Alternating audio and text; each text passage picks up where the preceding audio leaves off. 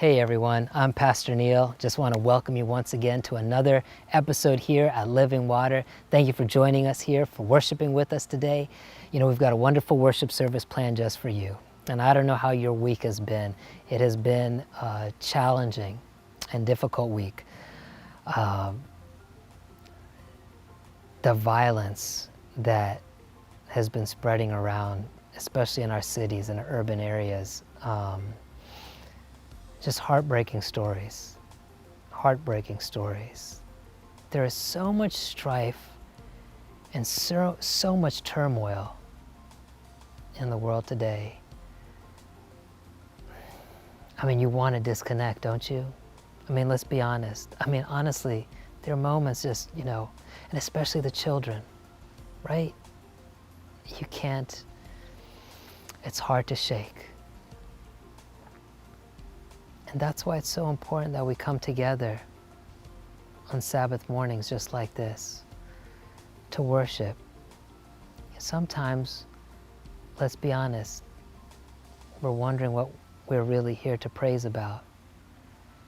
Sometimes we don't have the energy, sometimes we don't have the heart, sometimes we don't have the spirit to praise. That's when we need to come to Jesus all the more, because He says to bring our burdens to Him. And I got a feeling, in fact, I know for a fact, there are many of you out there right now today, as you are watching this, wherever you are, who are bringing your burdens with you. And so today I'm inviting you, whether it is physical illnesses, whether it's a disease you've been fighting, whether it is cancer, coronavirus, or whatever it is, lay your burdens at the foot of His throne today. Maybe it is financial distress. Maybe you've been laid off. Maybe you lost your job. Maybe the stimulus check is about to wear out. Whatever it is, lay your burdens at His throne today. He's waiting for you. Maybe you're living in fear and anxiety, in depression, with all the turmoil going on in the world around us. Maybe just everything that you are hearing in the news and seeing in your world just right around you. Lay those burdens. Let Him take it off your shoulders and lighten your load today. Jesus is here with you, for you. Let Him carry you today.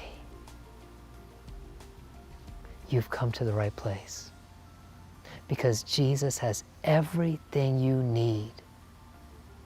He's just asking you to give Him a chance. Trust in Him today. And I promise you, you will leave this worship, this service, stronger, healthier, and happier in ways that only He can do for you. So I welcome you here to Living Water. We've got a wonderful service. Like I said, we're continuing our Race Against Racism series, a message entitled People of Color. And it's me sharing, it's my turn, sharing my personal story and my personal experiences with you. So I'm inviting you to just join me in my personal journey. We've got inspirational music to uplift your soul, to strengthen and encourage you. We've got a special children's story for you kids, your time out with Jesus, and just so much more. Thank you again for joining us. You are in the right place. You will not regret it. So God bless you and enjoy today's service. Praise team, lift us to His throne.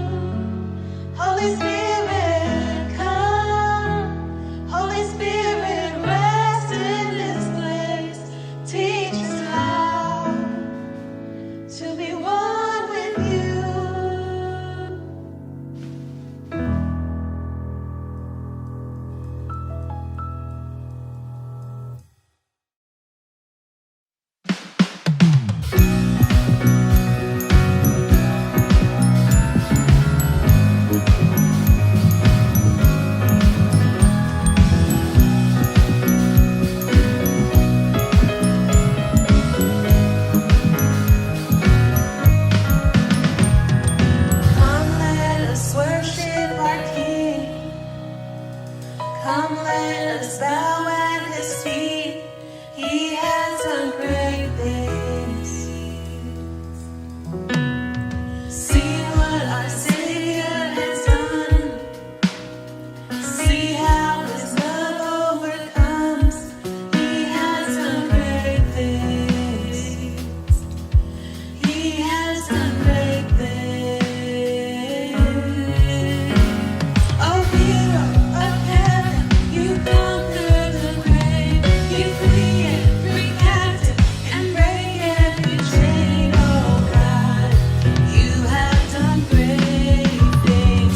We dance in your freedom, awaken the light. Oh Jesus, our Savior, your name lifted high. Oh God, you have done great things.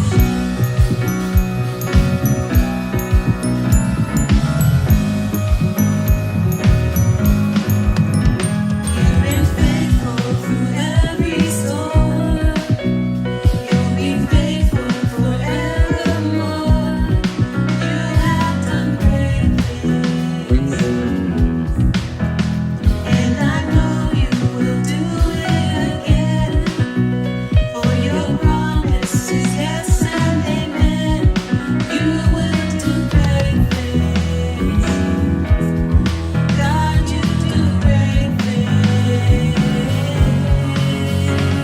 Oh, hero of heaven, you conquer the grave. You free every captive and break every chain. Oh God, you have done great things. We dance in your freedom, awaken the light. Oh Jesus, our Savior, your name lifted high. Oh God, you have done great things. Hallelujah, God, above it all. Hallelujah, God, unshakable. Hallelujah, you have done great things. Hallelujah, God, above it all. Hallelujah, God, unshakable. Hallelujah, you have done great things. You've done great things. Oh, hero of heaven, you conquer the grave. You free every captive and break every chain. Oh God, you have done great things. We dance in your freedom, awaken the light. Oh Jesus, our Savior, your name lifted high. Oh God, you have done great things. You have done great things. Oh God, you do great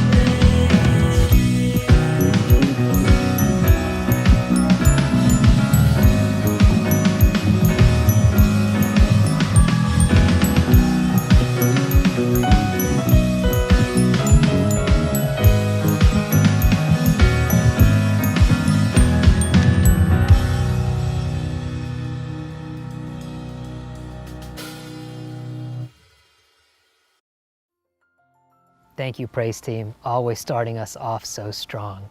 Up next, we have a special children's story from the Hall family, Josiah, Aubrey, maybe even Jace. So take a look, guys. Kids, get around all those sets wherever you're watching and listen to this wonderful story waiting just for you.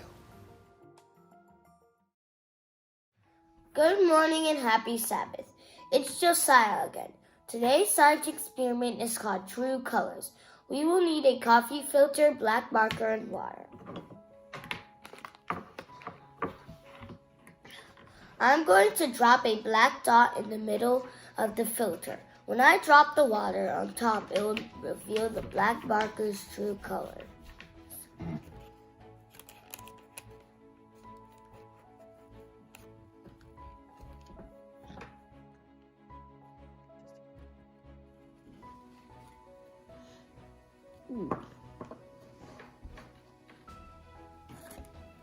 I see blue. There you go. We did another one for a practice thing, and we waited a bit longer and it dried up. And I see pink and light blue. Black marker ink is made of different colors, not just black. When water is added, the true colors appear. Let's read Samuel 16, verse 7. But the Lord said to Samuel, "Do not consider his appearance or his height, for I have rejected him." The Lord does not look at the things people look at. People look at the outward appearance, but the Lord looks at the heart. What qualities do you have? Others don't see, but God does. Remember, God sees what others don't. Dear Jesus, thank you for this day. Please help us to have a good day, and thank you for looking at the heart. Amen. Thanks, kids. You guys are awesome. You guys are always terrific. Thank you so much. Now, up next, we've got another one of our Refresh videos. And again, if you haven't taken a look yet, I'm encouraging you to stop by. Maybe it's just me, but don't worry, we're going to have other speakers on there as well coming up soon. I can't wait for you to meet them. But check this out. It's our 1-minute video daily devotion, and you can subscribe to it on our Instagram, Facebook, and YouTube channels. We put it out everywhere. Share it. Be blessed. Take a look. Far too often, we allow ourselves to be labeled by the world. Society attempts to define us according to its own predeterminations. Rich, poor, pretty, ugly, smart, slow, black, white, and everything in between. But God sees us differently. Isaiah chapter 61 verse 10, "He has covered me with clothes of salvation and wrapped me with a coat of goodness, like a bridegroom dressed for his wedding, like a bride dressed in jewels." The next time you're labeled as this or that, remember that you, just as you are the bride of God. And there is nothing more perfect than that.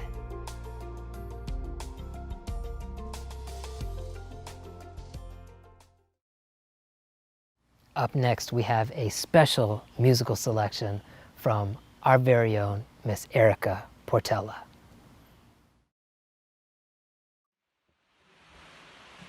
Happy Sabbath, everyone.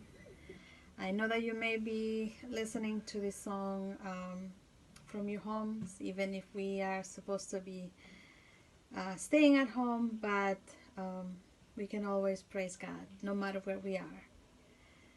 Happy Sabbath. And we can always turn to Him. When I turn to you, you are always waiting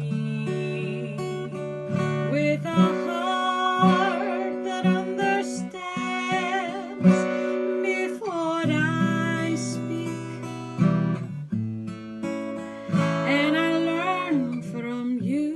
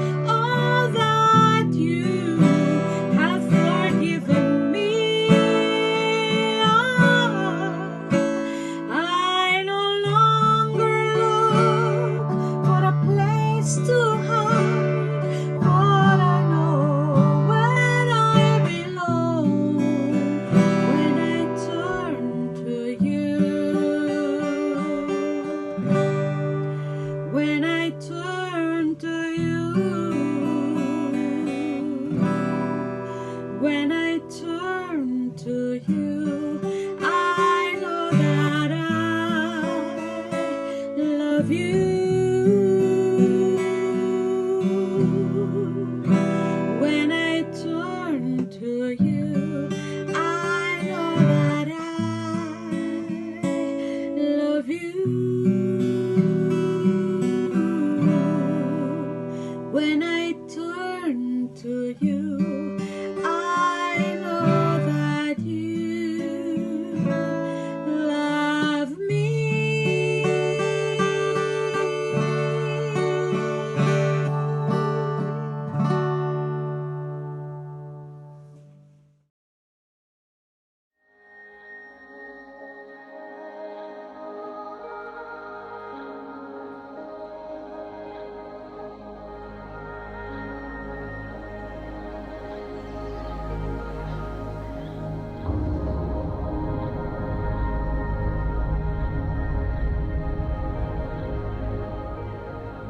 How do we grow? By strength or resolve? Can we make it so?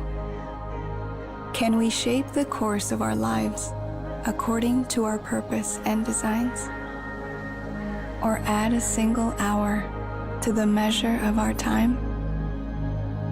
How can we ever venture into what is unknown when we are incapable of the smallest change on our own? Looking back over the span of our lives, we can see the marks that testify to how far we've come, how much we've grown, how much of His grace we have been shown. The marks of maturity on our lives, the evidence of the work of Christ, the seed that He has planted in our heart. The Lord has also watered and will refine every part. It is His intention to give it growth until it comes to fruition. He has sealed it with His oath, that He who began this good work in you will see it through. In this lies our hope, not in what we do. But we do not grow alone. Our roots are intertwined, one with another, so that your strength is mine. While we wait in expectation, no growth can be seen. The tender shoots that so quickly spring up must grow strong, lest they remain frail and green. Would we be overwhelmed by perils in store that His timing seeks to prepare us for? Let us endure our trials with patience, for it's in His goodness that we trust, and hold fast to our commitment, resting in His faithfulness to us. His goal is for our good. On this our assurance falls, that He who began this good work will surely make it grow tall.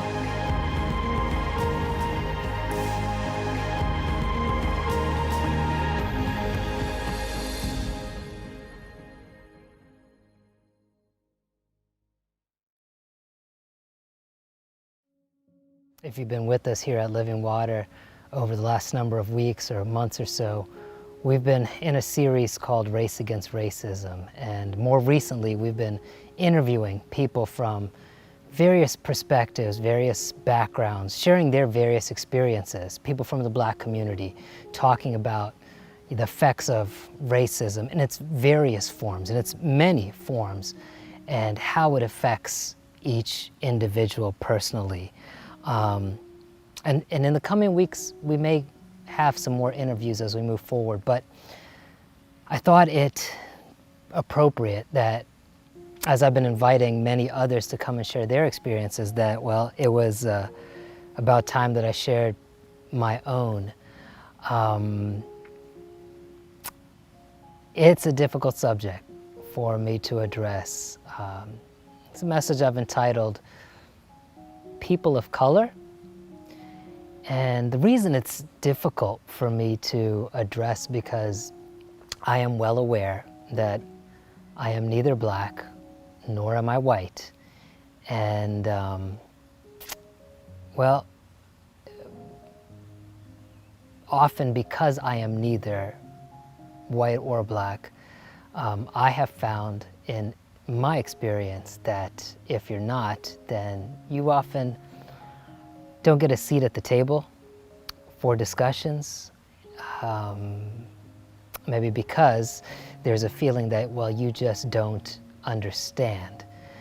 So I'm sharing this, my personal experience, because personal experiences are what define our perspectives, more so than the media, which has an influence, more so than your surrounding culture, which also has an influence. But all of that, it feeds into your own personal experience, and your experience defines your perspective. That shouldn't be hard to understand or believe. And so as we move forward in the series, and we talk and tackle racism and the roots behind racism and discrimination and intolerance and hatred and fear, I'm sharing my experiences so you can understand the context from which I speak, so you can better understand the perspective from where I'm coming from. I'm just trying to be as transparent as I possibly can be. And my hope is that transparency will help us to better understand. Not just better understand me, but better understand one another. Because all of us, white, black, Hispanic, Asian, Indian, Native American, we're all in this life journey together. And you know, before I start, let me just apologize in advance. I have been, you can ask my wife, over the last month or two, you know, really since the spotlight has been focusing on racism here in America, every day I have been reading books, reading magazines, articles, websites, watching various news sources on from what you would typically call liberal or conservative, right and left, and I haven't really found anything in between, but whether it's CNN or Fox News or MSNBC or the Washington Post or the Times or AP or NPR, I'm trying to understand better.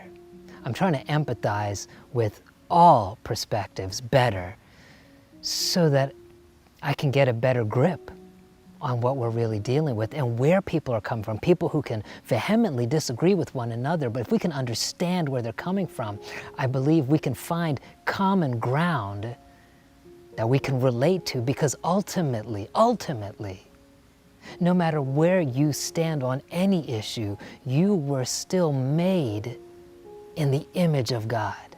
You were still designed by His hand and purchased with the blood of His Son, which means that all of us have more in common than what separates us.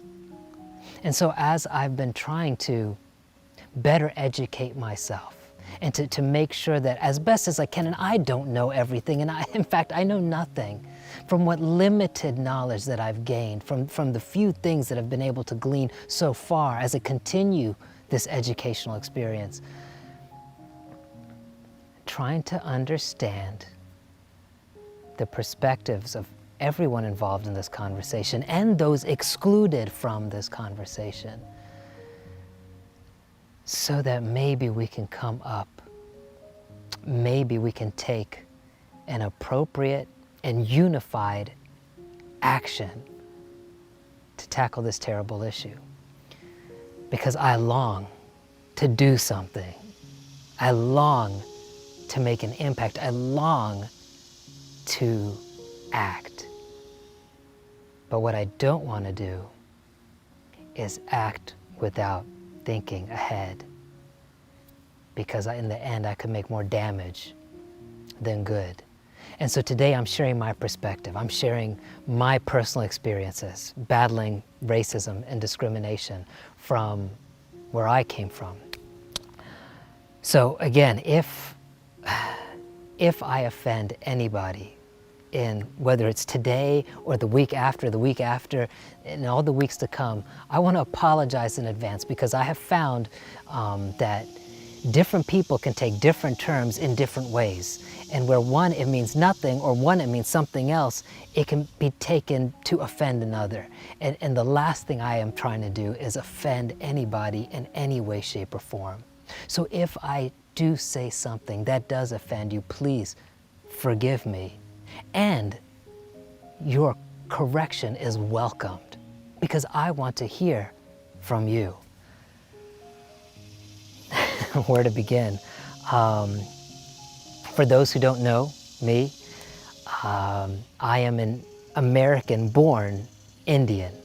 Now, I'm not an American Indian, or more appropriately, a Native American. I am not a Native American, although I was confused for one for many years in my childhood and elementary school, and even through middle and high school. But I am an American-born Indian. In other words, I was born here in the US. My parents immigrated from India back in the 1970s. And they moved to the Washington, D.C. area where I still live, PG County, a suburb just a few minutes outside of Washington, D.C. And shortly after they arrived here in the States, back in the 70s, I was born in 77. Being new immigrants, my parents, and just trying to get a foothold in an entirely new world, a new society, and a society and culture that, if you look back, was not as tolerant to ethnicities as it is now. And I know it might be hard for some, maybe younger people to understand that, but the truth is it was worse back then, and it was worse even before that. And so my parents, when they came here, the truth is they raised me and my younger sister more American than Indian. And I don't blame them, because they were trying to acclimate to this new culture, and they faced discrimination, they faced racism. They were a minority of minorities when they arrived. There was no support structure here in place for them. My father, who was educated and had degrees from India, when he came here, those degrees were not valued. They were not honored. So he had to go back to school, get another degree, and having worked as a professional in India, having graduated already, now he's back in school full-time, getting another degree just because it has to be from here in the States, while he's working at McDonald's and local cafes and all these kind of things. So they're just working hard and striving to make a new life in a new world. And so they raised me and my sister more American than Indian. Outside of our food, there wasn't a whole lot of Indian culture, traditional Indian culture in our life or in our home. And again, I don't blame them, because they wanted, I believe, for us, me and my sister, the next generation, to be more accepted, to fit in more, to not go through some of the struggles and hardships that they did when they moved here to America. You can see it in my name, right? Neil. It is not Anil or any other very Indian name, Neil. In fact, I think my mom actually told me they wanted to keep something really simple and really short that just would be hard for anyone to confuse, make fun of, be teased, and all that kind of stuff. My sister's name is Crystal. My middle name is Sebastian. Figure that one out. Yeah, like the lobster in The Little Mermaid. So anyway, the thing is, we were raised more American than Indian. And growing up as a child, I always felt that, if someone was to ask me what I was, I would tell them without question, I'm an American. I grew up in the States. This was my culture, the practices of this country, through and through. I was an American. This was my home. This is my country. I wouldn't want to be anyplace else. Yet, as a child, even as a child, early years, I quickly learned that that wasn't quite the case. Not everybody, unfortunately, viewed me as American as I viewed myself. In fact, it wasn't just here, because the thing is, so over here I'm in America, and people tell me I'm Indian. And then when I go to India, they tell me, you're American. So it was just, who are you? You're displaced. And again, as I was a child, even in my elementary school years, I pretty quickly realized that, you know, if whites are the majority and blacks are the minority, Indians just don't exist. We are neither white nor black. We are a minority within the minority, so we are not even counted. I remember being in early elementary school, and you know, when you're really young, nobody cares about where you're from or how you look. They only care about like what toys you brought to school. Did you bring any snacks to share for lunch? Things like that, right? But as you start to get a little bit older, right, and as you start turning, I mean, I think I was probably started 4th, 5th, 6th grade for sure, you start to see changes happen. In my school, like I remember, you know, 5th and 6th grade, I was probably 1 out of 2, maybe 3 Indians in my entire class of 5th and 6th graders. So clearly I stood out. But what got me more was, you know, I had friends that I grew up with, neighborhood kids, been going to school with them, you know, for years. And we were all so close and just hang out, play, go to each other's house, do all these things all the time. We were close, tight knit, right? That's your inner circle. But it changed because like started attracting to like, I guess. And all of a sudden you started to see white kids hanging more with white kids and black kids starting to hang more with black kids. And even my friends, again, that they used to hang out with all the time, all of a sudden I'm hearing, you know, that, well, they hung out with so-and-so and such, but, you know, I wasn't invited. And so-and-so and such were also white or also black. And so you go from that inner circle, a place of comfort and safety among your friends, to slowly realizing that you're being pushed to the outer circles and you don't exactly know what happened or why, but you see the race dynamic coming into play. And I remember feeling at the time, like I must have been 5th or 6th grade, so I'm like 10 or 11 years old. And I remember honestly feeling at the time, I wish I was white. You know, I wish I was white because it would have been so much easier. My school was predominantly white, and just seeing what was happening, I wished I wasn't Indian. I wish I was just white. It'd have been easier to fit in. And I mean, that's what kids want, right? They just want to belong. They just want to be accepted. They just want to fit in. So as I got older, between middle school and high school, the neighborhood started to change drastically, and it became a predominantly black community. My middle school certainly started transition, and by the time I got into high school, my local high school was predominantly black. There were very few white, even less Hispanics, and I was literally, out of my entire high school, I was 1 out of 3 Indians. I can't even remember the third one. So maybe I was 1 out of 2, but I think there were 3. So really, you know, out of place, not represented there anywhere. But the roles had reversed at this point, right? Instead of a predominantly white community in my school, my circles, it's a predominantly black community now. Throughout the school and community and neighborhood and everywhere else in our area. And in our community, the county which I live in remains so. Now, living in a black community, I naturally started to take on the culture surrounding me. Again, you know, it's not even something that you necessarily are consciously aware of, but you just start to take on the persona of those around you. So, whether it's, the music you listen to, or the language you use, or the style of clothing, or your behaviors, or whatever, you start to, as you're interacting, you start to become like the culture around you.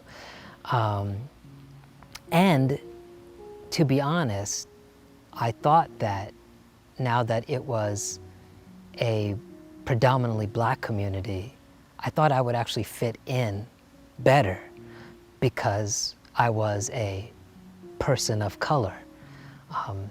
And I had, by that time, studied some civil rights and things like that, and I knew this term, a person of color, and I thought I'm brown, so I'm a person of color. And so I thought I would fit in more and be more readily welcomed and accepted. But that wasn't going to be the case. I was in for a rude awakening.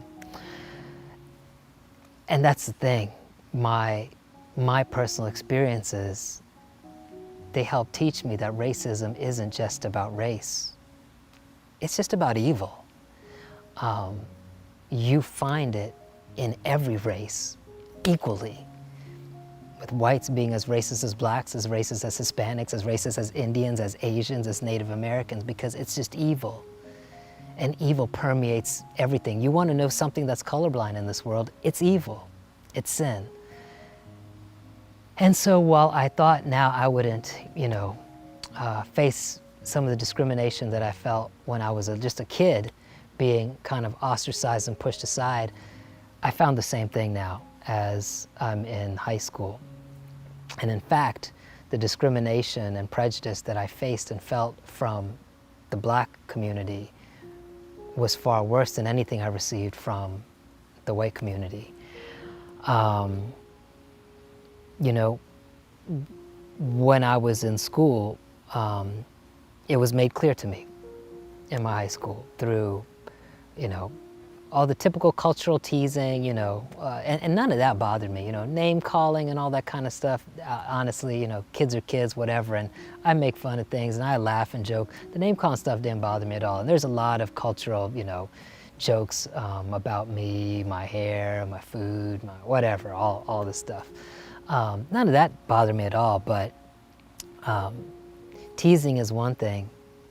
Personal insults are another. And even that, you're just like, you're aware it's coming from a bad space, but you just, let it go. But I faced actual discrimination. And the worst were the threats. The worst were definitely the threats. And it was very clear to me that I was not welcome here either, that I did not belong. And these are from, my black peers in school, in the community.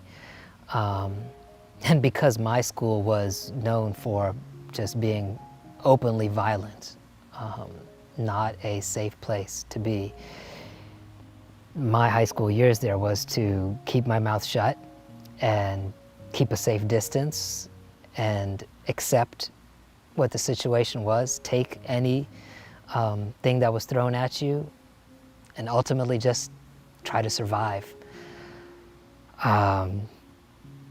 Those years, especially the latter years, junior, senior years, even earlier than that, at that point, once the community had changed, my white friends would get jumped all the time. All the time. It was just a way of life. I remember I had one friend who, it was winter, it was snowing, he went door to door just to, shovel and make some cash, and someone just took his shovel and smashed his face in, sent him to the hospital. I actually heard someone asking this black kid at school, why he did it, and just matter-of-factly said, because he's white. That was it. I remember once I was playing with a friend, a white friend, tennis in our local park, closest park to our house. We were just playing tennis. A couple black guys were playing basketball just on the other side of the fence, and we're just playing in the park. And one of them just randomly comes over to my friend who's on the other side of the net and closer to the entrance door, and he just starts swinging. He just starts punching and wailing, kicking my friend. My friend just covers his head, covers his ribs, falls down to the ground, curls up in a fetal position just to protect himself as this guy just continues swinging, haymakers, kicking him. And my friend was a strong guy. The truth is, he probably even could have taken this guy out. But that guy had a bunch of his friends standing by the fence, just waiting for my friend to make a move so they could join in. And my friend knew this. I mean, they all did. So they just accepted, covered up, take the hits. And I remember just standing there on the other side of the fence, on the other side of the net, just at the other end of the court, just holding my tennis racket. And I'm just thinking like, am I next? Are they coming after me? The guy just looked at me, stared me down, threatening stares, but turned around and walked away. And the truth is, I knew growing up that if I was around white friends, I knew that they were going to take the hits before me. But if they weren't around, like many times when just walking in the neighborhood or whatever, and even if I'm with my black friends, when other guys come, they come chasing after me. I literally have had to run for my life, just running down the streets, or if I'm on my bike, just trying to take off, and they're just coming after me. They're not doing anything to my black friends. It was racism. It was discrimination. It was violent discrimination. So, this was what I grew up with. This was my personal experience. Again, this is why I say this is more than just one race against another. It's about it. Whatever the dominant culture is, right? Whatever country you're in, whatever society you're in, whatever the dominant culture is, it'll always oppress the lesser, the minor. At this point, I was in a community where blacks were the dominant culture, and they oppressed the very same way everyone else. We talk about, violent racism and discrimination for no reason other than color. That's what I experienced, but it was from the hands of the black community, not the white. In those situations, in those years, in that community, we talk about, people being complicit. Well, that was my black friends who, they didn't jump in for me. They didn't jump in for my white friends. They were silent. They were complicit, or what we would say now, talking about being anti-racist. It's something that was required of all of us. All of us. And it's just not something that I've actually seen, sadly, from any people.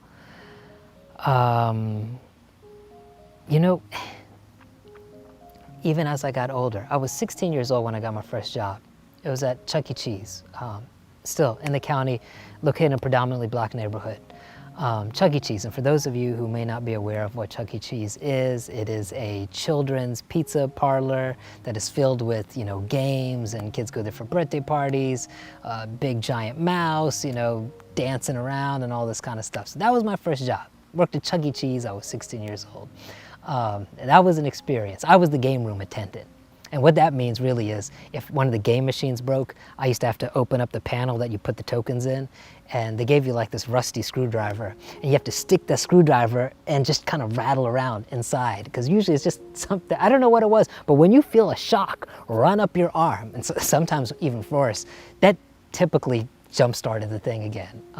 So I don't know how many years was taken off my life by being a game room attendant at Chuck E. Cheese. I don't know what was worse, if that was worse or cleaning the bathrooms. And I won't go into the details, but a bunch of non-potty trained kids in the bathrooms, yeah, you don't want to close. You don't want to close at Chuck E. Cheese. And yes, on occasion, I even had to dress up as Chuck E. Cheese himself. And then, a true story, they used to, when they train you to be Chucky, they would say, you know, have a couple of tokens in your hand, just kind of close your hand, because sometimes the kids will get real rambunctious, try to pull on your nose, pull your tail, get your hands off and things like that. And they say when kids get too rough, just take those tokens and toss them away. The kids will go running for the tokens, and then we take off to the kitchen and hide. Life at Chuck E. Cheese, my first job. So I'm working at Chuck E. Cheese, and I remember when I started there, it was quite diverse. I mean, most of the kids there are like, you know, around high school age students, right? They're 16, 17, 18 years old. And it was pretty diverse, just people from all kinds of places, white, black, Hispanic, Asian, Indian, whatever. And that was really cool. Like, I enjoyed that melting pot experience.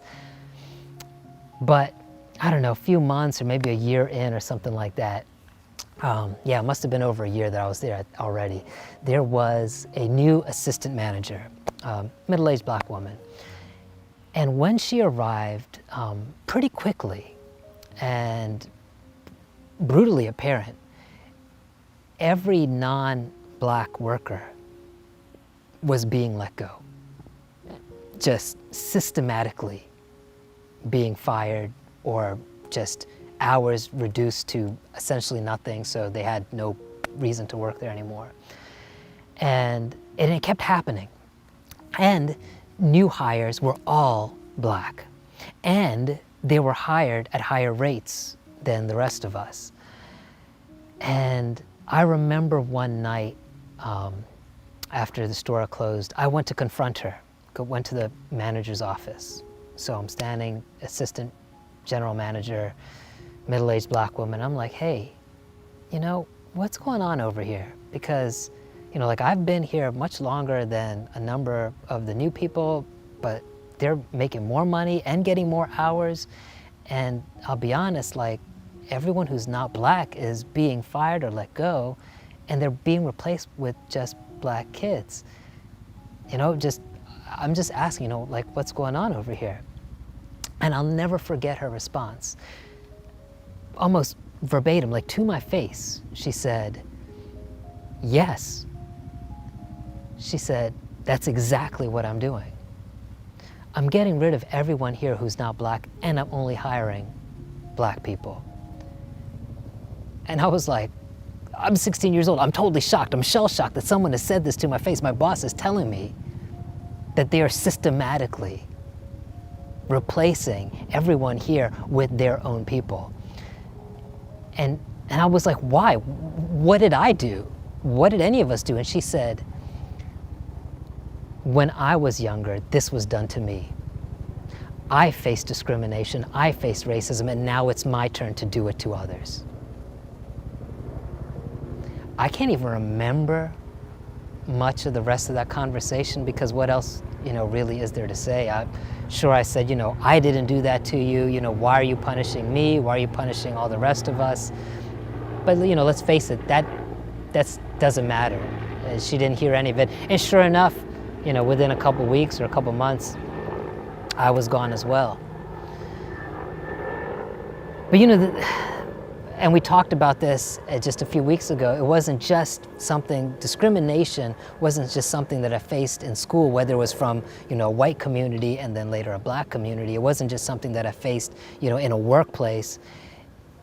Sadly, and probably most depressingly, it was something I faced even in the church, even in my church, you know, which made it all the worse, because, like, I have pretty much been going to the same church for like 30 years, 35 years actually.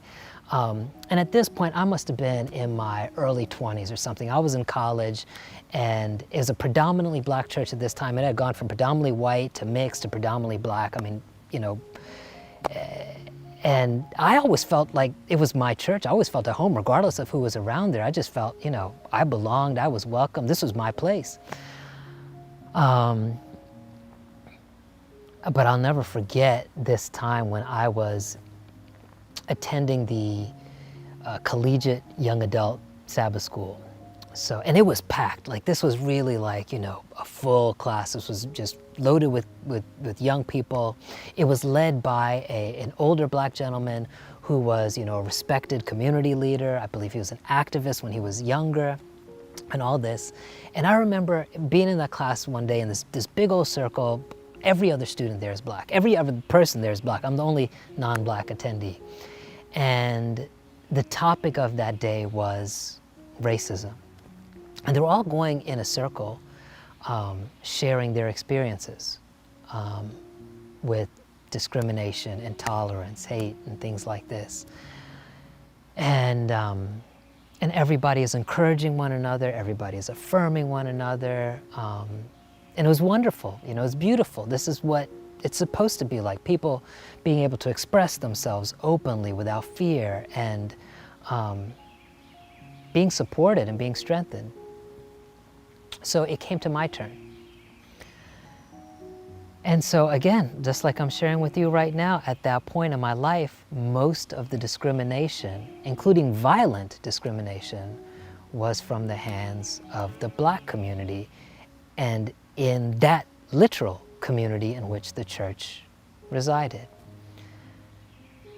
And so I shared with them, you know, my perspective, my experience. And the reaction that I received from the teacher and the students, universally, in that entire class, my church, that at that point, I had been there for almost 20 years, I guess. I'll never forget, they all laughed. They all laughed.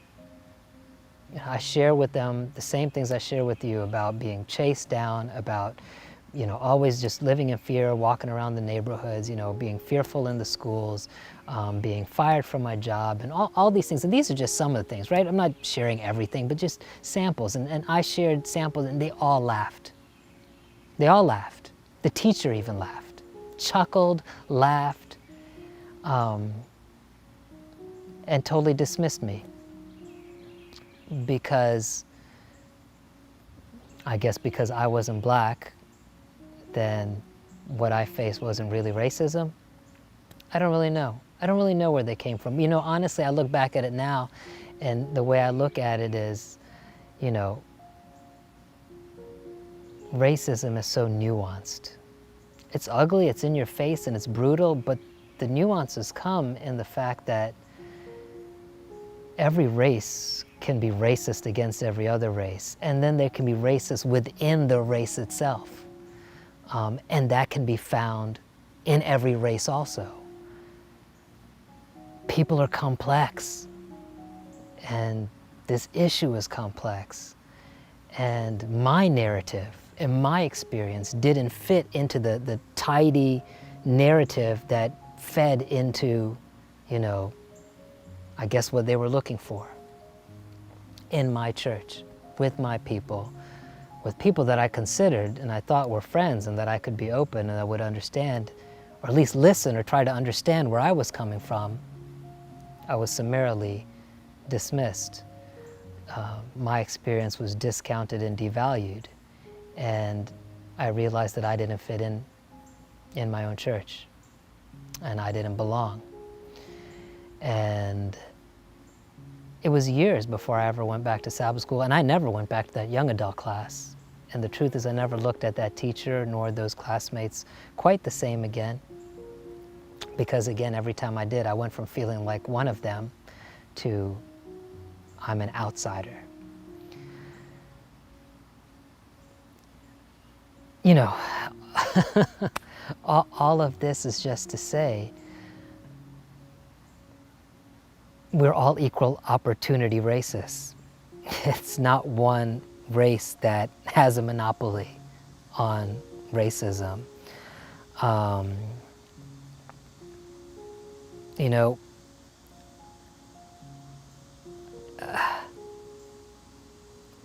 when you feel like you don't have a people to belong to, when you feel like you're being discriminated from every ethnic group, it's put yourself in a person like that, put yourself in their shoes. It's going to be hard for them to relate to anybody and their experiences because no one wants to relate to them.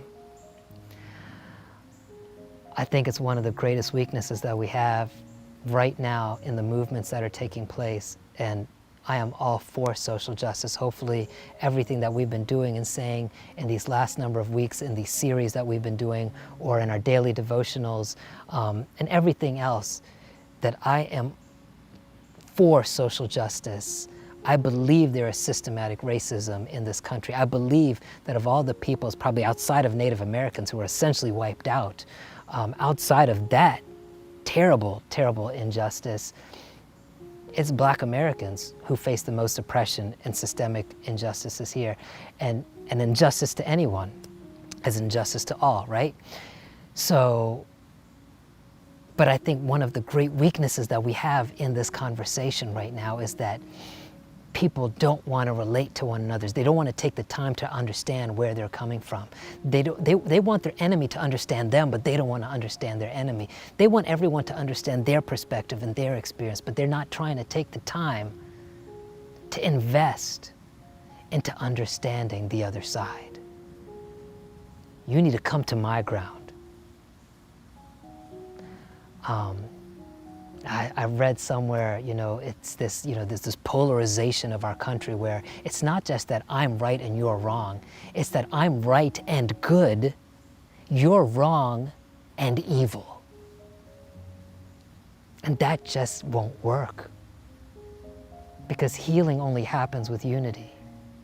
And you can't have unity if you don't have understanding.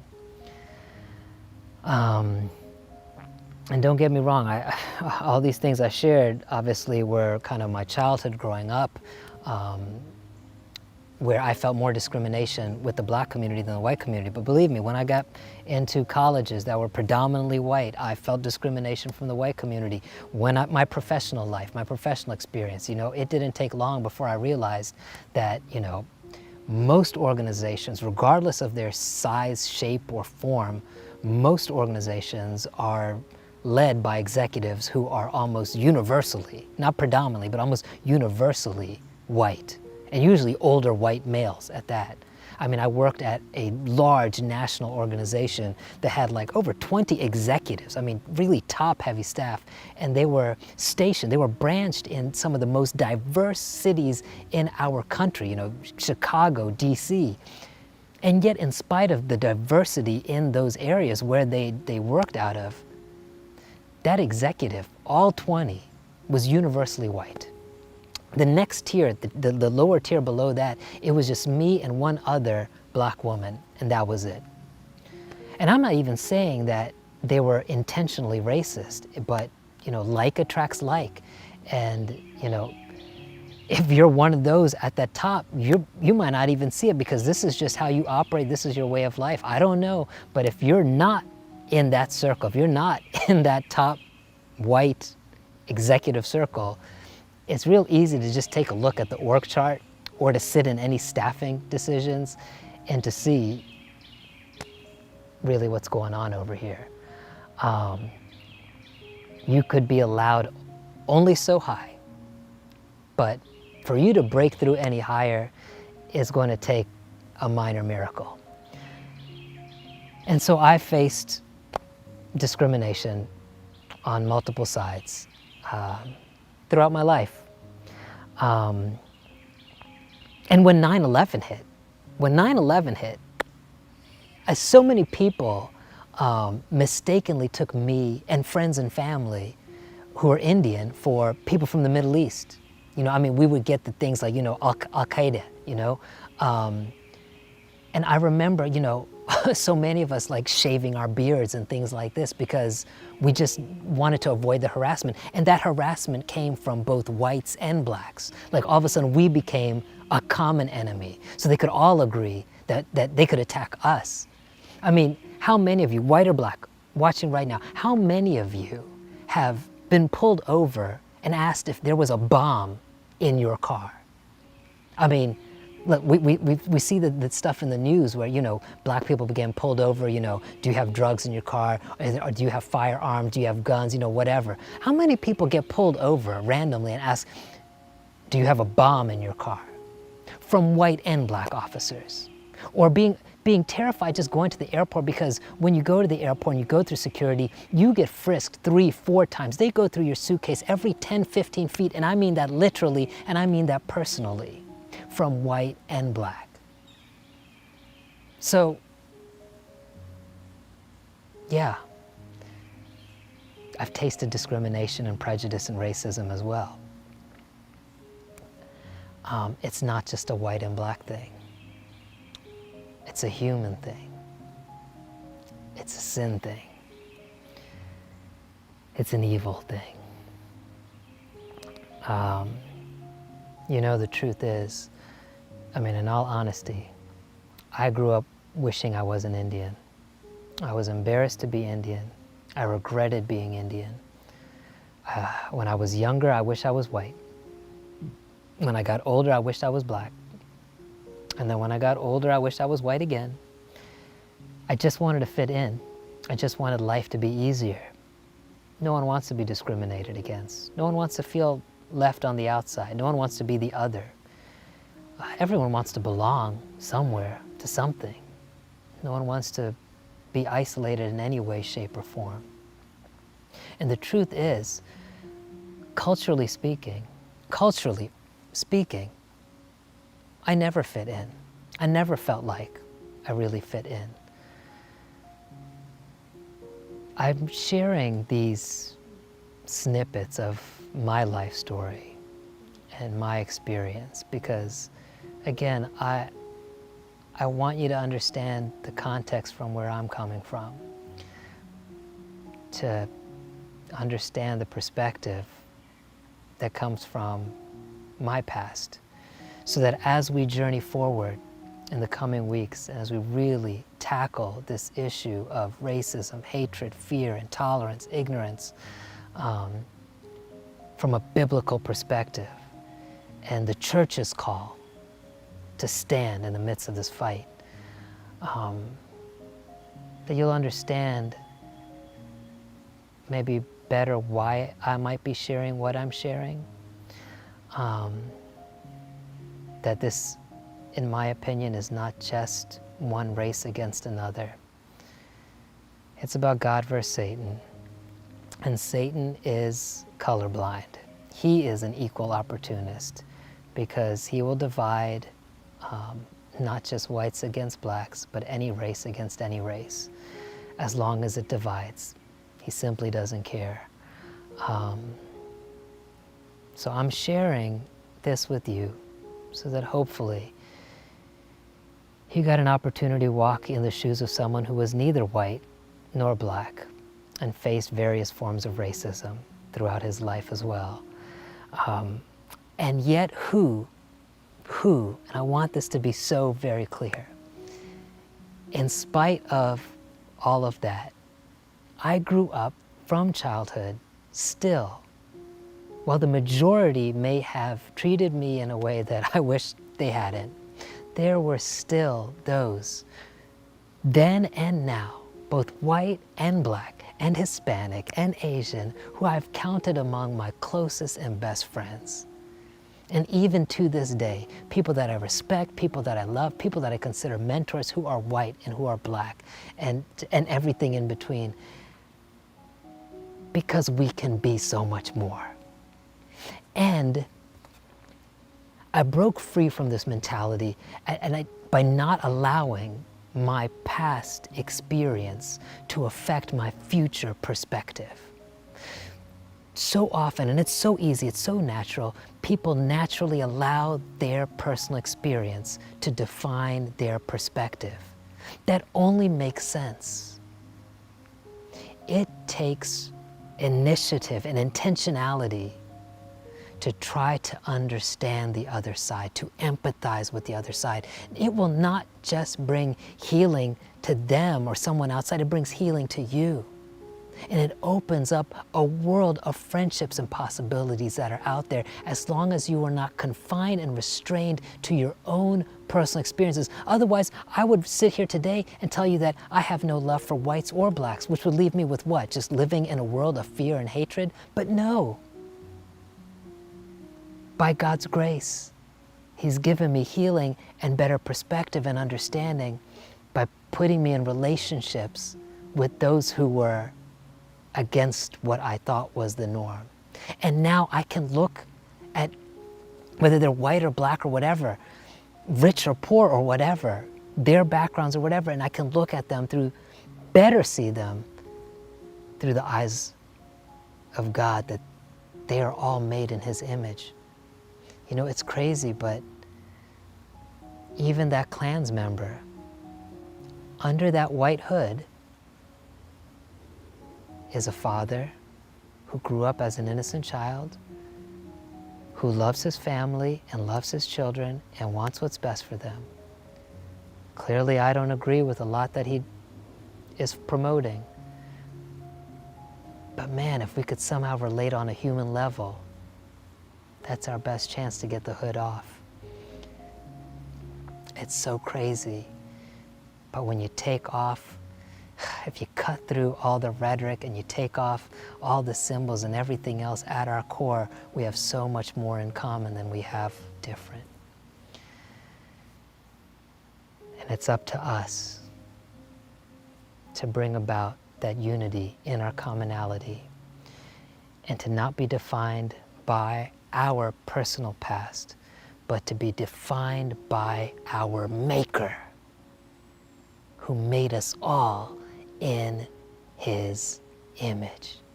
Because now, here I am in my 40s, I've discovered that, yeah, I don't fit in any comfortable clique or culture or community here on earth, and that's okay. Because I have finally found where I do fit in. I have found my culture, I have found my community, I have found where I finally belong, and it is not found anywhere here on this earth. It is found only in the kingdom of heaven. And now I am no longer constrained by the color of my skin. I am no longer constrained by my geographic location. I'm no longer constrained by my ancestral descent. In fact, I'm not even constrained by earthly boundaries, because I am now universal. Because my God encompasses it all, and I belong to Him and His community.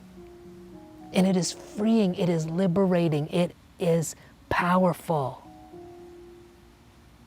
It turns out I am not a person of color. My color is a formality. It is incidental. I have been made by my race, but I have been made for so much more.